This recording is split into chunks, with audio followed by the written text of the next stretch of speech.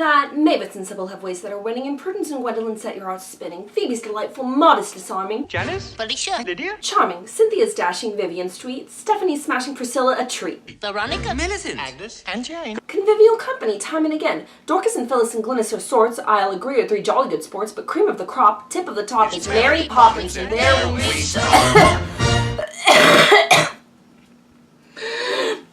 Give me 10 spoonfuls of sugar and an English nanny stat. Mary Poppins, practically perfect in every way. No one likes a show-off Mary Poppins. Anyway, first Disney put a crimp in my style by deciding not to release a Star Wars movie during the holiday season again. Sorry, Solo, I guess you'll just have to wait until next year. Unless the Patreon folks decide they want you first. Bye! And then... well, I wish I could say that it's something as glamorous as my minion running off with all my stuff. I'm still in the market for a new one, by the way. Sometimes you get sick, you know? I got so sick I couldn't even do this.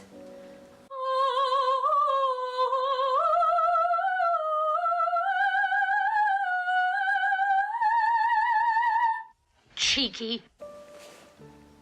So instead I decided to go with Disney's other cash grab, and welcome to our Merry Poppins Special. Mary Poppins. Mary Poppins. Mary Poppins. Yeah, I know that pun is painful, sue me. And as another childminder played by Julie Andrews in a musical with a grumpy dad once said, let's start at the very beginning. By which I mean the books. Well, book. Actually, I'm sorry, Mrs. Travers. I'm sorry. I tried, but I failed you, and my parents failed you, and Walt Disney definitely failed you.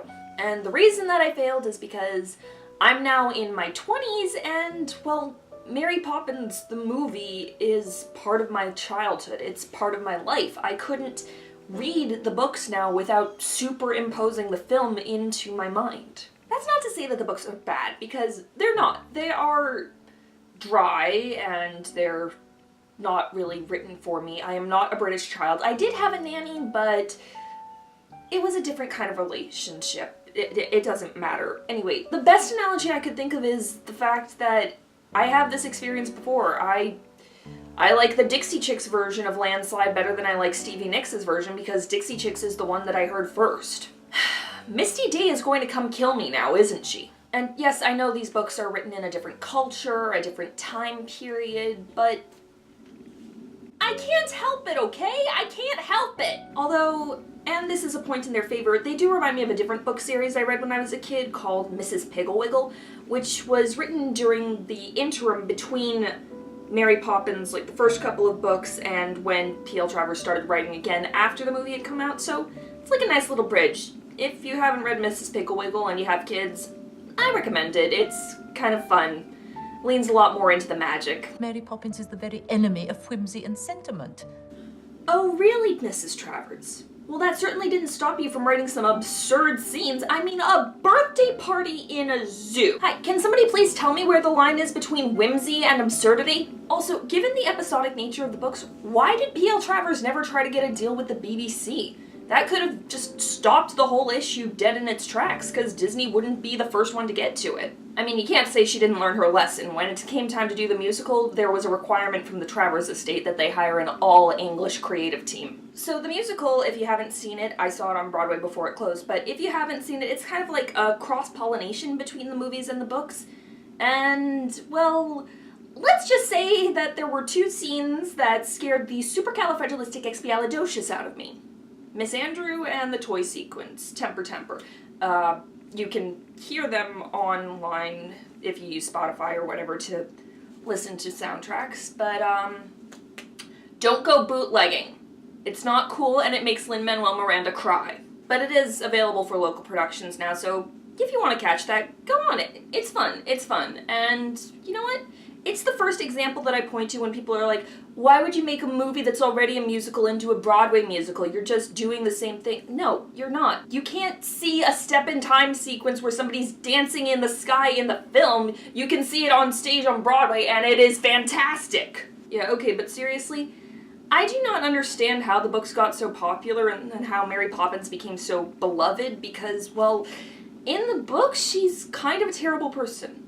No, scratch that. She is a straight up stone cold bitch. That will be quite enough of that, thank you. Ooh. Well, she is. She's vain, she's rude, she's manipulative, and how this character ever became beloved enough to be turned into practically perfect Julie Andrews is completely beyond me. Okay, but whatever the reason that happened, there is a lot to talk about just in terms of Mary Poppins as a character because, well, I think that for a lot of people, myself included, she was kind of the first empowered female character we ever encountered. And I mean empowered as in has agency in her narrative, not just literally has magical powers. She sets the rules, she chooses her families, she's the one calling the shots. And her femininity is never framed as inherently negative. Well, except by Mr. Banks, but he's just a misogynist in general. I mean, his own wife has to hide the fact that she's a feminist from him. Ellen, put these things away. You know how the cause infuriates Mr. Banks. You can do better, Winifred. Anyway, back to Mary Poppins. I think there was something really rewarding and special about seeing a woman this capable and in control on the big screen. And on a personal note, I'd be lying if I said it wasn't nice to finally see an ace woman up on a screen. What, was I the only one? I mean, think about it. 1, asexual does not mean aromantic, and 2, if she's the great exception, only baby that never lost its magic thing, well, I don't know. Does that seem like a viable way to generate an interest in partners? Sidebar, always BLB. Be like Bert. You might want to tap that, but if your lady doesn't want you to tap that, you're not gonna tap that. It's just polite. Yeah, I know, we all shipped them when we were kids before we knew what shipping was, but now that I'm in my cynical 20s, A, like I said, I like the ace representation, and B, it's nice to see a movie where the male and female lead are not obligated to be in a romance and can just be friends. Healthy friend zone for the win, and you can pry asexual Mary Poppins headcanon from my cold, dead hands. And with that off my chest, can we talk about how movie Mary Poppins always calls the shots?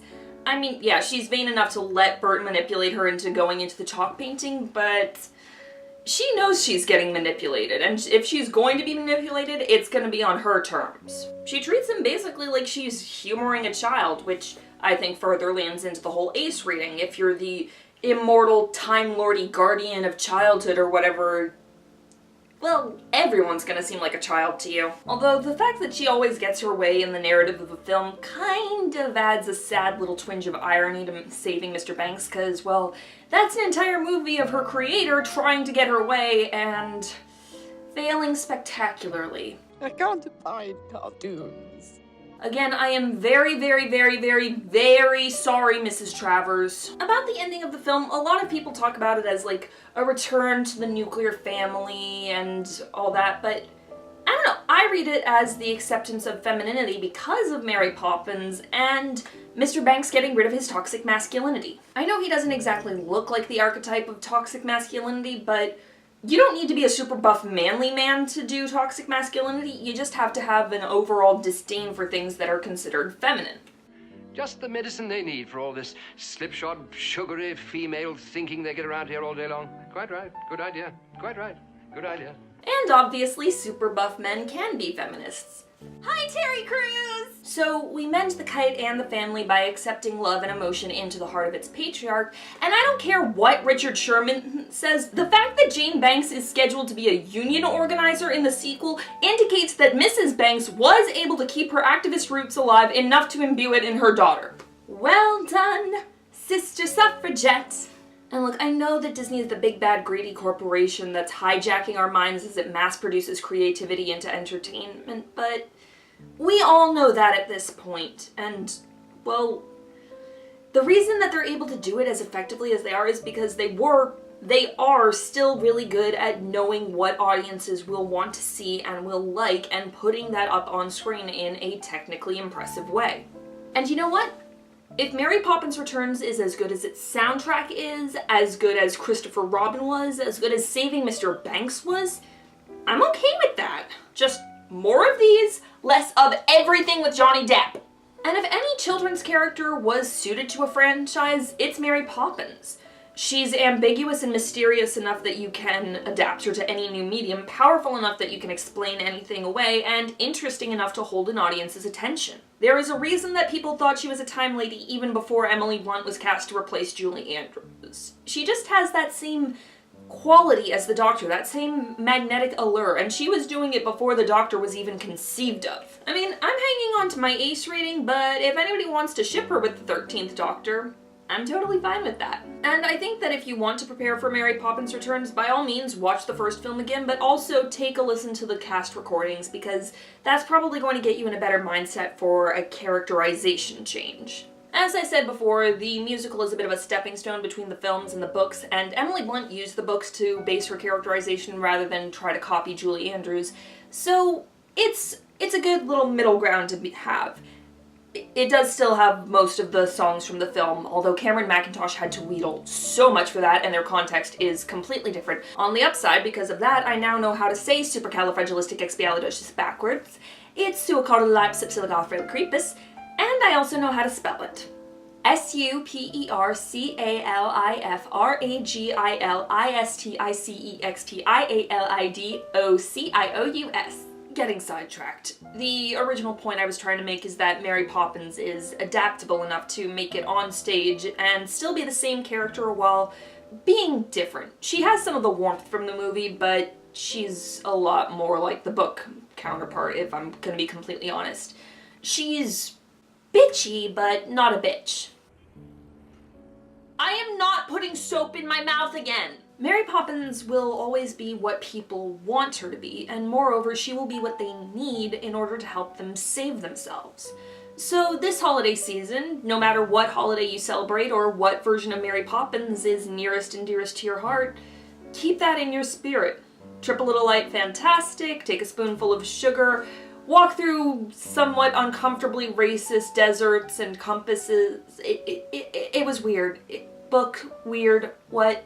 Weird, sidetracked. Take the empathy and the impossible and let it change you for the better. And go fly a kite. Merci beaucoup for watching. Please be sure to like, leave comments, share, and subscribe. I would love to make these videos more often, but to do that, I need your help fending off the YouTube algorithm. Thank you to all my Patreon sponsors for letting this be the first year of La Femme Fictionale. I hope to keep improving with your help and donations. If you're not subscribed to me on Patreon, you can do that down in the links. And if you don't have the money for that, please like, share, subscribe, and I will see you all in the new year. À bientôt!